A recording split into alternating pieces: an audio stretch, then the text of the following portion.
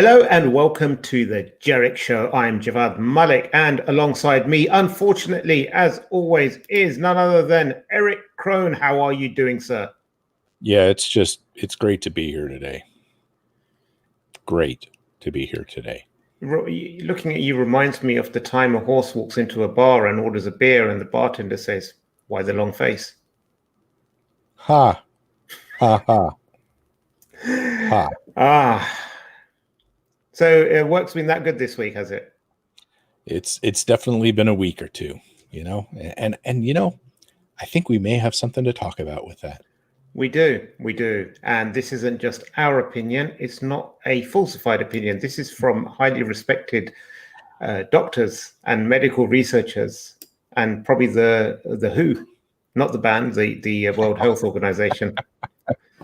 Yes, indeed. Yeah. So talking about pandemic burnout, what is that all about? Yeah, it's definitely a thing. And I don't know about you. I actually feel it too here. I know that normally we do definitely, everyone faces burnout in their jobs, especially in InfoSec and cybersecurity. It's all fast paced. It's always go, go, go, go, go. And the stakes are so high, right? It's very much a challenge to stay motivated and not get discouraged. And so, we always face that anyways. But what they found out here was there's been a significant jump in burnout with the pandemic. And I absolutely understand that. I mean, we had so many changes go on, and now we're working in different work environments, many of us from home. And if you're anything like me, Javvad, I come in here into my office in the day, and I don't leave it much all day long. You're in here over and over again, day after day after day after day. And, it gets to where we're blurring our work and life. And that's obviously contributing to it even more. I completely agree. I come in here in the morning and then I don't leave. And even though I've got like a treadmill beside me over here, I've got a gym there, I've got a TV and a PlayStation, nothing gets used. I'm just pretty much sit myself down here.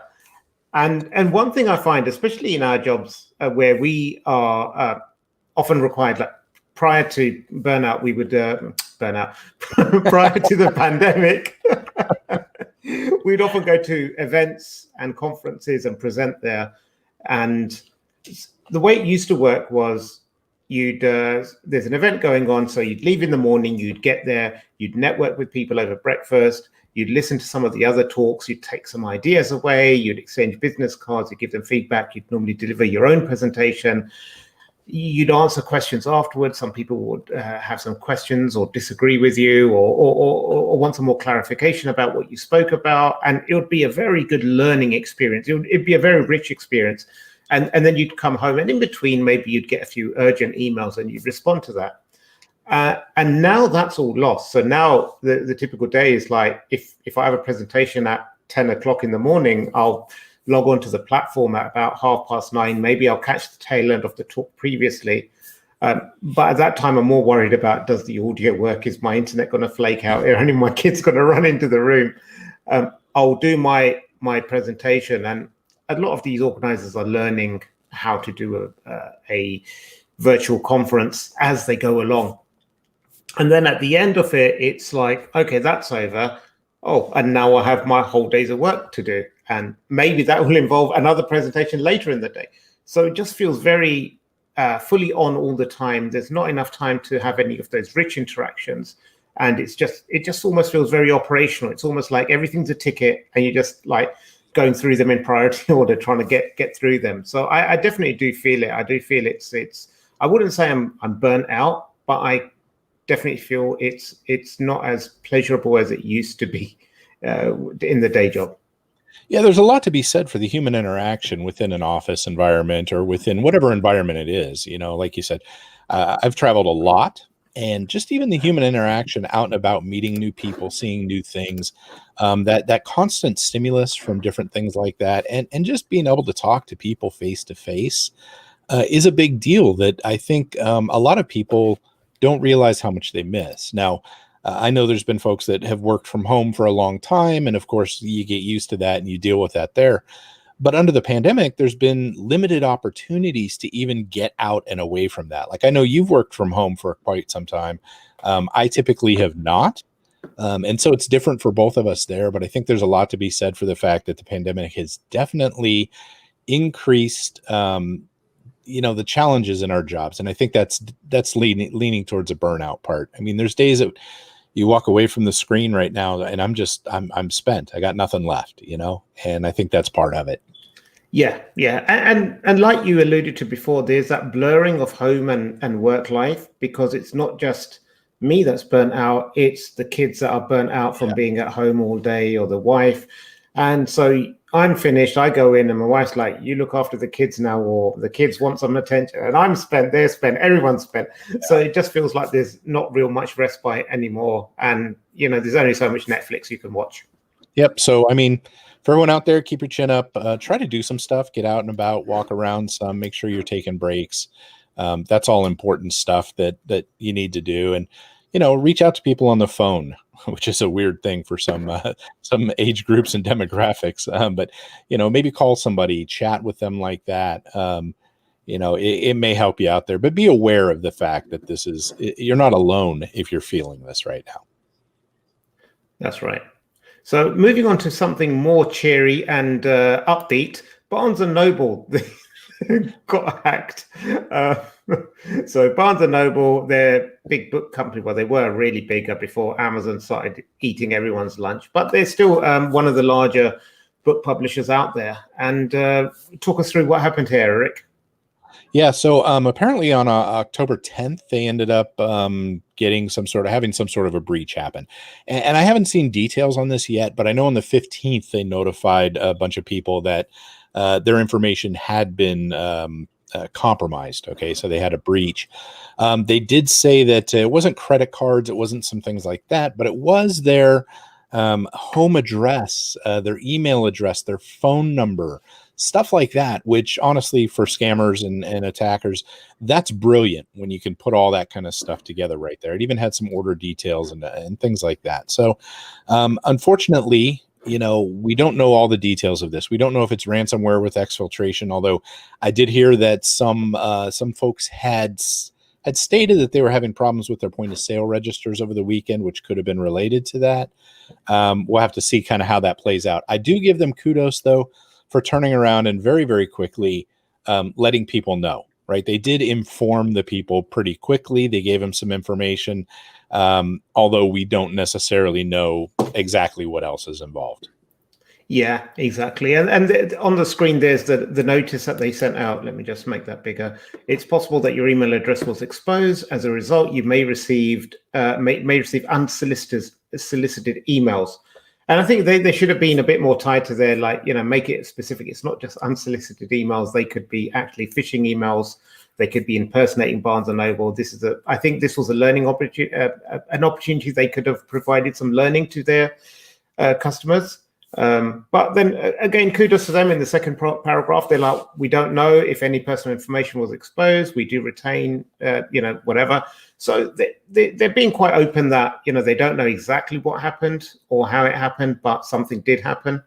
So I think, again, kudos to them for actually being quick on the ball and notifying their customers that something happened. I think maybe they just could have added in a bit more about, the potential risks and what that actually means. Because I think one of the things that a lot of people, they'll frequently get emails from services that you've been breached. Now, unless you're a security professional or work in technology to a degree, the question is, so what? What do you want me to do about it? Yeah. What does that mean? Yeah. And I think that's where, the communication from my perspective could have been a bit better. Yeah, I don't disagree with that at all. They should tell them a little bit more on that. Again, to my point, there's been a lot of breaches that we've seen where people don't know about it until months later. And we've highlighted here the way Twitter handled their issue and how quickly they were putting out information. I really hope they do some follow-up here from Barnes & Noble to their customers once they figure out more. Obviously, they're looking at what happened. I hope they don't just stop right here. But yeah, they kind of made it feel like, oh, it's no big deal, when actually it could be more than just unsolicited emails. What does that mean? So you got a great point there. Yeah. So tinfoil hat moment. They were a huge book company. Now they're not as big. Maybe they're losing money. Do you think this is the equivalent of burning down the warehouse to claim insurance money and then like closing down the business? Yeah, I don't know about that yet, but they do run the risk of having some pretty significant fines here because they're a global organization. They sell all over the place. Um, there's definitely an opportunity that they could have some fines here. This is probably not going to be cheap for them. And they've already been struggling for the last few years with some pretty significant losses every year. I mean, if you remember Barnes and Noble, they released it was a competitor for the Amazon Kindle. What was it called? They had another one of those e-readers. Yeah. Obviously, the marketing was great. We remember, but they were one of the only ones that really gave them a run for the money in the beginning. But they've been just struggling. So then you have something like this. It's going to, obviously hit them pretty hard in the wallet, regardless of how you look at it. Breaches are expensive to deal with all this stuff. So it'll be interesting to see what happens. It was called the Nook, apparently. The Nook, that's the one. Yes, yes, yes. I knew some people that had that, and apparently it was a pretty decent device. It just didn't have the juggernaut status of Amazon. That's it. So anyway, we are getting close to our self-imposed time limit, because we know that people start dropping off at this point. But we have a zinger of a story to end on. This is more. This caused quite a stir on the Twitters here in the UK a few days ago, and the Department of Culture, Media and Sport, they put out, allegedly, the HM government put out this allegedly, this poster, and you can see over here, Fatima's next job could be in cyber. She just doesn't know it yet. Nothing Orwellian about that at all. But it's part of a rethink, reskill, reboot initiative by the government. And as you can see, this ad is a disgrace. The total lack of respect for the arts by this dreadful government has to stop. Talk about also crushing young performers' dreams. Rethink, reskill, reboot. How dare they? Said Anne Vesser while frothing at the mouth over her cup of tea in the morning. So this caused quite a lot of controversy. Actually, the member of parliament for Department of Culture, Media and Sport, he came out on Twitter and said, this is not a government approved or issued poster. This is a partner who put it out there. So it's like the old, let's blame the intern, or let's blame the third-party contractor, or these were just meant for internal review only and don't know who leaked them. So there were lots of people that were upset. If I just scroll through some of these, Fatima, be you. Don't let anyone else tell you aren't good enough because you don't conform to their preconceived social norms. I don't think an advert has ever made me this angry or upset. Calm down, please. It's not good. UK government has become the dad in Billy Elliot. That must have been my favorite one. So, this went on and on. And there was a lot of people that were upset, both from the art side. I saw some videos someone posted up. They were a ballerina, I think, and she was like how much debt she's in and how much she's destroyed her body to get into this position. She feels it's disrespectful for the government to say that her art has no value now and that she should become someone in cyber.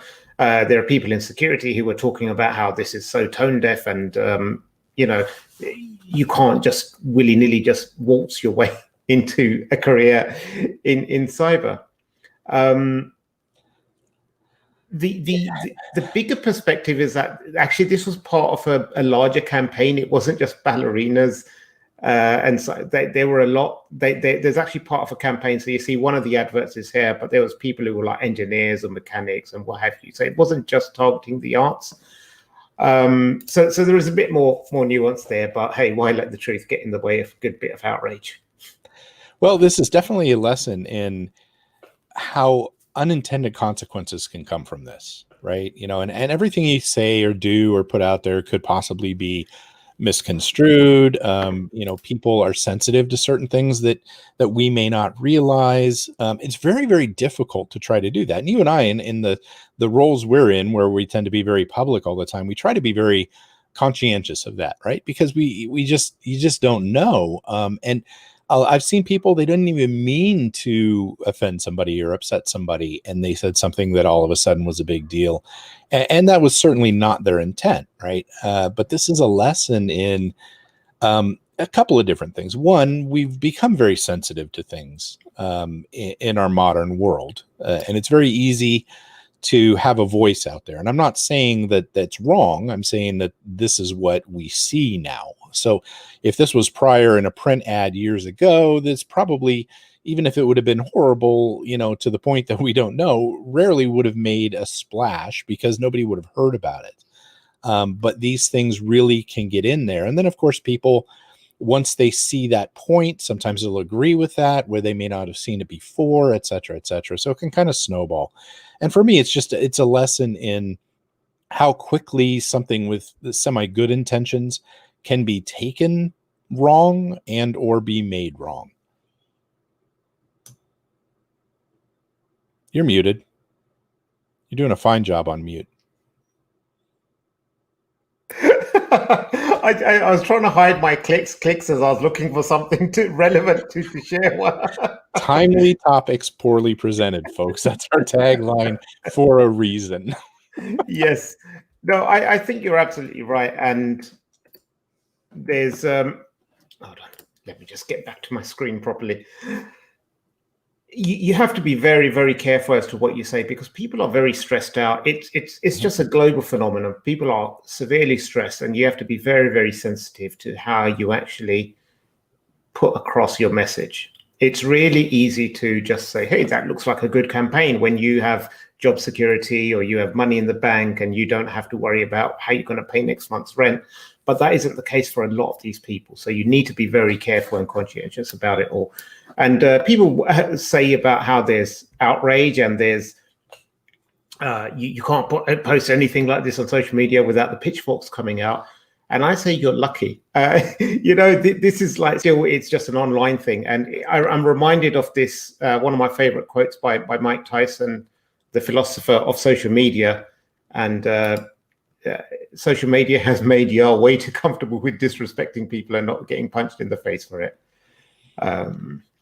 I know that's very true for Erich, because if he was anywhere close to me, but I'm not. And on that note, folks, thank you for staying with us, and we will see you next week on the Jerich Show. Stay secure, my friends.